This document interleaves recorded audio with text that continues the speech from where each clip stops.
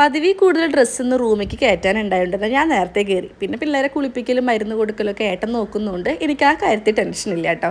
കുറേ ഡ്രസ്സ് ഉണ്ടാവാൻ കാരണം പീരീഡ്സിൻ്റെ ടൈമിൽ ഞാൻ മേലേക്ക് ഡ്രസ്സ് കൊണ്ടുപോകാറില്ല കേട്ടോ.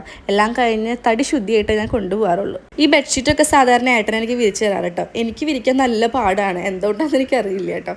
അങ്ങനെ ഇതൊക്കെ കഴിഞ്ഞ് റൂമൊക്കെ ഒന്ന് അടിച്ചു വരാൻ വിചാരിച്ചു. എനിക്ക് ഭയങ്കര ഇഷ്ടപ്പെട്ടിട്ട് ഞാൻ മേടിച്ചിട്ടുള്ള ചവിട്ടിയാണ് കേട്ടോ. എനിക്ക് ഭയങ്കര ഇഷ്ടമാണ്. നമ്മുടെ ഒരു ആൾ നന്നായിട്ട് കിളിർക്കുന്നുണ്ട് കേട്ടോ, എന്തുകൊണ്ടാണെന്ന് എനിക്കറിയില്ല. പിന്നെ ഈ ഫ്രെയിംസ് ഒക്കെ എനിക്ക് ഭയങ്കര ഇഷ്ടപ്പെട്ട ഫ്രെയിംസാണ് കേട്ടോ. റൂമൊക്കെ അടയ്ക്കുന്നതിന് ശേഷം എന്നാൽ നൈറ്റ് കയറിക്ക് കടന്നു. പ്രത്യേകിച്ച് ഒന്നുമില്ല കേട്ടോ. മുടിയൊക്കെ ജസ്റ്റ് സെറൊക്കെ തേച്ചിട്ട് ഒതുക്കി വെക്കും. പിന്നെ ഫേസ് വാഷ് ഇട്ട് നൈറ്റ് ക്രീമൊക്കെ ചെയ്യും. അപ്പോഴത്തേനും പിള്ളേരെ കൊണ്ട് ഏട്ടൻ വന്നിട്ടുണ്ടായിരുന്നു. പാറുട്ടിന് ചെറിയൊരു പനിയുണ്ട്. പക്ഷെ റൂമിൽ കയറി കഴിഞ്ഞാൽ പാറുൻ്റെ അടുത്തേക്ക് എനിക്ക് ചെല്ലാൻ പറ്റില്ല. ഇവൻ ഫീഡിങ്ങിന് വേണ്ടി ഭയങ്കര കരച്ചിലാണ് കേട്ടോ. പഠിച്ച പണി 18 ഞാൻ നോക്കി ഫെയിൽ ആയിക്കൊണ്ടിരിക്കുകയാണ്. എൻ്റെ പാറുമോൾ എന്നെ ഭയങ്കര അഡ്ജസ്റ്റീവ് ആയിട്ട് അവൾ പറയും, അമ്മ പൊക്കോ, ഞാൻ അച്ഛൻ്റെ അടുത്തേക്ക് ഇടുന്നോളാം. കുറച്ച് കഴിഞ്ഞപ്പോൾ നല്ല പനിയായപ്പോഴത്തേനും ഏട്ടത്തെ നനച്ച് തുടച്ചുകൊണ്ടിരിക്കുകയാണ് കേട്ടോ.